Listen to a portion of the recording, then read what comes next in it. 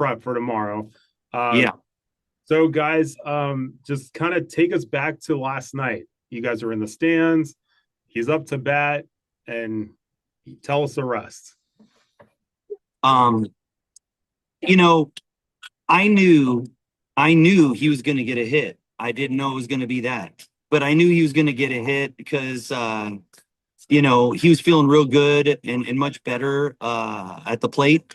And his approach was so much better last night. And I feel like mentally he was refocused. I was just watching him and I know my son, but I didn't know that was going to happen. And when he was in a 2-2 count and he got that pitch and he turned on it and he hit it, it was like slow motion. It was surreal. And immediately I was looking at it and I felt the emotion he felt because I knew what a big moment it was for him. So it was so exciting crazy. Because he kind of had a little bit of a slump throughout the tournament with his bat. He was doing amazing with in the World Series. Yeah. And he felt like he really wanted to contribute something more than that to the team. And so for him to do that at that time, it was perfect. It was clutch. It was, couldn't have scripted it better after a tough start in this World Series, with his bat. I mean, considering the back and forth that whole game went, I mean, first we take the lead, then they come back, they tie it up. I mean, and then top of the 6th inning for him just to blast the ball out into the left field. To take the lead. If you remember, I don't know how long you've been following our journey, but a very similar scenario in States with Paseo Verde, where they jumped out 4-0 on us, and he hit a 3-run blast with Cash on first, Brooks on second, and Cash turned around and put his arms up just like last night. And we took the lead and we never looked back. And that's when we beat Paseo Verde in States. It was like, am I witnessing this again? I mean, it was surreal. It was like that he did that. Yeah. So now what was the atmosphere like after the game? Obviously the pitch was there, the strikeout, everybody's going crazy, an uproar. What was that moment like when you guys finally got to get out of the stands and kind of get to meet the squad after this?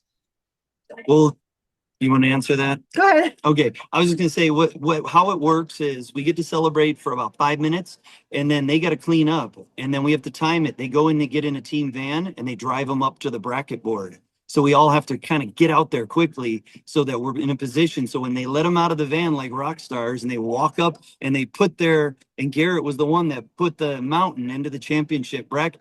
It was awesome. We don't really even get to mate with them yet. We're just still watching like everybody else, it's all roped off. But yeah. And then we got to spend time with them last night, which was nice. We came into this game pretty nervous, also excited that we had made it this far and we didn't know what the outcome was going to be. So we were just trying to prepare for anything. And with that happening the way that it did, it was really exciting. Everybody was going crazy and just to be there in that moment with that feeling, it was really awesome. Yeah. Now, I'm sure all of the parents out there, you guys are like, if my kid hits the game-winning hit or scores the game-winning run, but for you guys, for your kid to score that home run in that type of atmosphere and on national television, to send the squad to the championship game, well, I mean, come on. Yeah, I mean, I'm not gonna lie, I still probably haven't 100% got my head wrapped around that. It was overwhelming. It was overwhelming. It was just good way. In a good way, but I'm not shocked because I know my son and he does well under pressure. You saw him pitch. I mean, that's real pressure every inning. And then you got bases loaded and you get out of jams and he just it's just overwhelming. It's crazy to still think. We got to go back and look at it and it still hasn't sunk in, how awesome this is going to be for him for years to come. I mean, and we were so lucky to be able to still have other pitchers that we were able to use in that game because a lot of the other teams were running out of pitching and we still had pitching. So pitching is really important to keep the score down. So we were so lucky just to even have pitching still in that time and be able to use, pitchers in that game that were able to, shut the game down. So, and, the defense did great. Like the whole team did great. I don't ever want to say like, it's my son, the team, it's a team game and the team did amazing. Let me say this. Cash Malin pitched an absolute gem of a game. He had not had the ball in his hand since the first game of regionals. And it was like, it was Ethan and Garrett. And before that, it was Cash and Garrett. Cash and Garrett were like a 1-2 punch. And when he was asked, they put the ball in his hand and they asked him to get that game for us.